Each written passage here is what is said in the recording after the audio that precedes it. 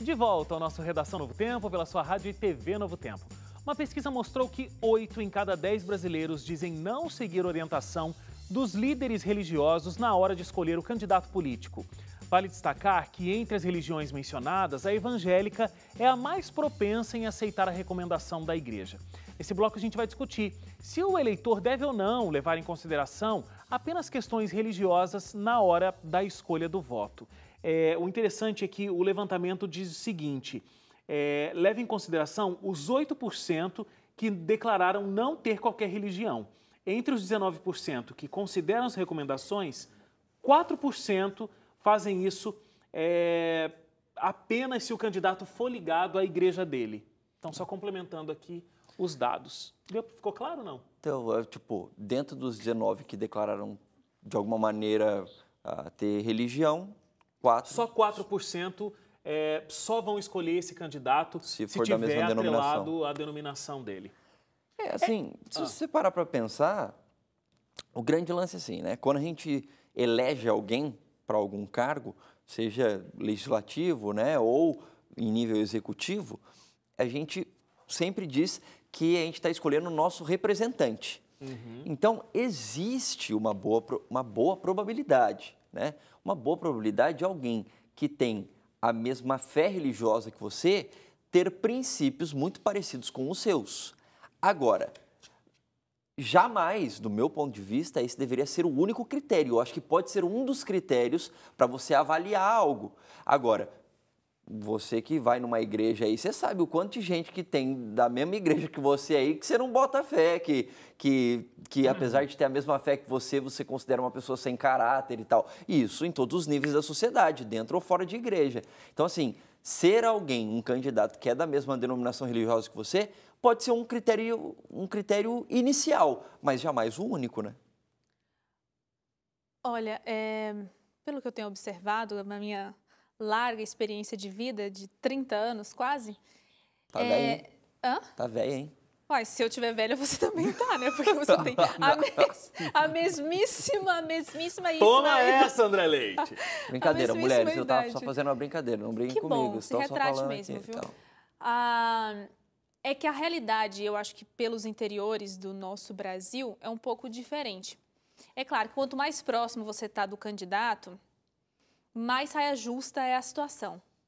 Então, muitas vezes o cara é lá da sua igreja, de poucos membros, você tem contato com ele, quando ele se candidata para algum cargo, seja prefeito, vereador, você fica numa situação ali, tipo, de praticamente votar, porque é o cara que faz parte da sua comunidade, é o irmão da sua igreja.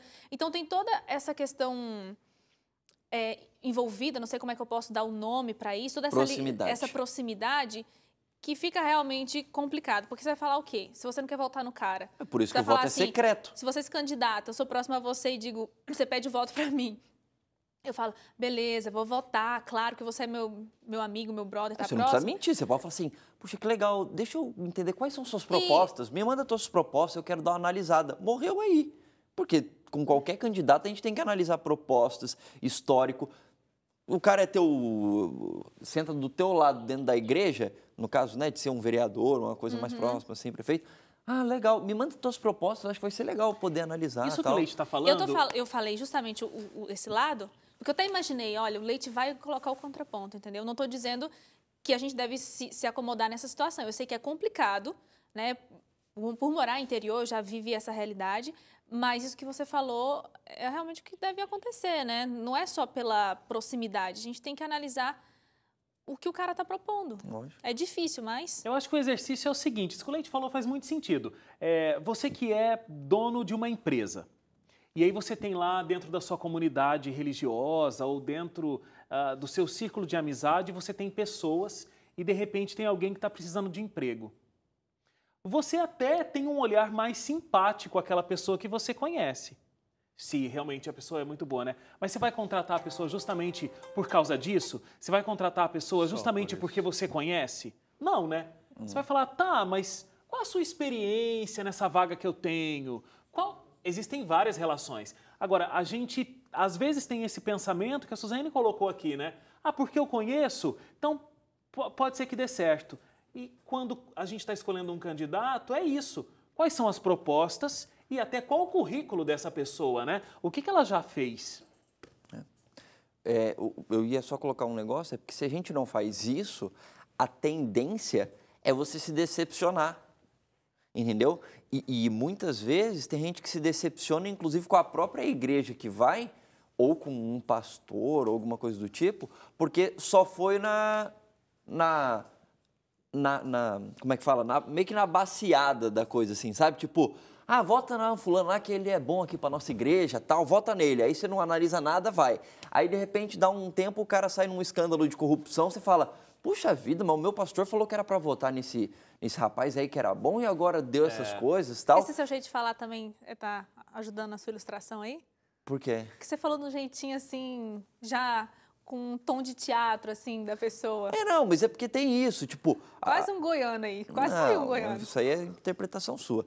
Mas, assim, o meu lance é nesse sentido, que, assim, a gente precisa exercer a cidadania do jeito certo. Então, tá errado o pastor ou o líder religioso que fala para você votar em alguém sem sem ele mesmo, às vezes, analisar por completo a pessoa. Às vezes tem super comum você ver líder religioso falando para votar em fulano de tal só porque é da mesma denominação religiosa ou porque fulano de tal ajudou lá, alguma coisa dentro da igreja lá que deu um ônibus de graça lá, aí ajuda. Só que não é vereador, deputado, não está para conseguir ônibus de graça para a tua igreja, entendeu? Não está ali para isso. Ele está ali para ser uma pessoa que vai propor leis que ajudam a melhorar algum aspecto específico dentro da sociedade. E esse aí é um problema sério, né? Quando você vê esse tipo de coisa, que é comum, infelizmente. Acontece em todo lugar, isso em todos os municípios brasileiros, esse tipo de coisa. O vereador tem um ônibus que é usado para a comunidade que o elegeu. Então, se ele é vinculado a uma igreja, ele vai sempre que alguém precisa na igreja, sei lá, para fazer um passeio com os membros da igreja, ele oferece o ônibus, esse tipo de coisa. E aí isso já é um princípio, eu não sei, vou dizer, eu acho que é um princípio de corrupção já, porque é o que o Leite falou. O vereador não é eleito para conseguir para o bairro dele um ônibus para os meninos jogarem bola. Não é para isso que ele foi eleito. E aí, se isso ocorre, eu, que não sou da comunidade que o elegeu, não sou da igreja, falando das questões das igrejas, não sou da igreja que o elegeu. Aí, para a minha igreja, não vai ter um ônibus, porque eu não faço parte do grupo que o elegeu. É como a gente tem nos rincões do Brasil aí, aquele voto de cabresto, né? Então, todo mundo já sabe que o fulano vai ganhar porque ele tem todo mundo na mão. É mais ou menos assim, é a mesma coisa, está numa outra esfera, mas é a mesma coisa. Você tem nomes eternos na Câmara dos Deputados, gente que está aí há 40 anos como deputado federal, tem gente com mais de 40 anos sendo deputado federal, tem gente que está na Câmara dos Deputados desde antes do golpe militar e ainda está lá até hoje. São pessoas que... Como é que uma pessoa consegue se manter tanto tempo assim? É o mesmo esquema. Pode ser que começou porque tinha o voto de cabresto, não, você vai votar a família tem muito dinheiro e manda e o povo tem que obedecer dentro de uma comunidade religiosa, é a mesma coisa. Então, você vai dizer que existe diferença? Não existe diferença. É o mesmo conceito de corrupção e de desvio de função, muitas vezes, né? Como no caso de um vereador que fica aí se elegendo e se reelegendo com as promessas e as garantias de, olha, depois que eu estiver lá, vou ajudar muito aqui a nossa comunidade. São coisas que são inaceitáveis. Essa história do ônibus aí eu acho que é uma boa ilustração, né? É a história da dentadura, né? Que a gente por muito tempo falou, você troca o seu voto por uma dentadura, você troca o seu voto por uma marmita. Então, o seu voto vale muito mais do que isso. Claro que a gente vai ter determinados políticos, principalmente vereadores, deputados estaduais, que eles vão se eleger e vão lutar por uma necessidade específica e até de um grupo específico. Uma né? localidade específica, eu diria. Também uma casa... mas é que então, por exemplo, você tem você tem numa cidade, um monte de bairros. Aí você tem um vereador que fala, olha, eu vou ajudar a gente a pensar um pouco melhor em ações aqui para essa região aqui, vou ajudar a voltar os olhos para cá, etc. É que existe um e aí ele deputado propõe ali, leis que ajudam nesse processo. Existe um deputado ali que ele vai vender a candidatura dele e as propostas dele, olha, eu ajudo na causa animal, eu ajudo na educação, nananã. vamos trabalhar acessibilidade. Então, ele luta em prol de um grupo específico ou de uma região específica. Agora, aí tudo bem. Agora, coisas tão específicas quanto essa, e você acaba dando o seu voto para isso, é como ele falou, não é para esse fundamento, tá falando na minha cabeça, estou me confundindo. Não é para essa coisa específica que o candidato tem que ser eleito, né? Obviamente. E é importante a gente ressaltar aqui, já que a gente está falando de religião e a gente está falando de política, e a gente está aqui na tela da TV Novo Tempo, eu acho interessante o exemplo que a Igreja Adventista tem nesse assunto. Não mistura-se igreja com política. Então, não é prática de que você tenha um pastor lá te indicando alguém para que você vote. E se isso acontecer em algum momento, não é o que a Igreja Adventista recomenda. Aconteceu um problema ali no meio do caminho. Inclusive, então, se isso acontecer dentro da sua igreja adventista, no caso quem está falando, você denuncia. pode falar para outros líderes aí que tem coisa errada aí. Porque às vezes não é nem o pastor, às vezes é um irmão muito bem intencionado que acaba querendo fazer isso, mas não é essa a prática da igreja. Não se indica ninguém. Claro que depois que a pessoa for eleita, membro de uma igreja ou não membro de uma igreja ou um político que tenha pensamentos completamente diferentes do pensamento de mundo da Igreja Adventista ou de qualquer igreja, não quer dizer que seja errado que a igreja vá lá tentar um apoio para conseguir alguma necessidade, para conseguir resolver algum problema. Mas isso é muito diferente de você ir lá e fazer o voto de cabresto, como o Hélio colocou aqui, né? Dizem que tem 3 coisas que não se deve discutir, que é política, religião e sobre futebol, porque sempre vai ter uma bagunça, sempre vai ter uma confusão no meio dessas discussões, desses 3 assuntos. Agora, imagina você misturar política e religião, né? E o que acontece é que muitos candidatos acabam ainda usando o próprio púlpito da igreja, né, para poder discursar.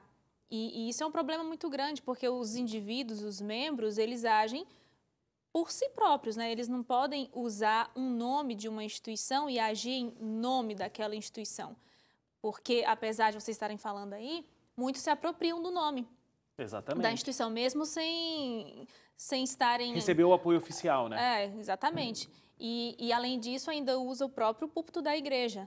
Vai ter um momento ali que eles, por acaso, é um pregador, alguém que vai ter alguma participação na liturgia do culto, e usa esse espaço para fazer a sua própria candidatura, né? Olha, gente, a nossa discussão aqui poderia ir longe sobre esse assunto, mas o nosso tempo já terminou. A gente vai para o intervalo. Na volta, a gente recebe o historiador Carlos Daniel dos Santos para falar sobre as mulheres que revolucionaram o mundo, mas foram esquecidas pela história. O Redação volta já, não saia daí.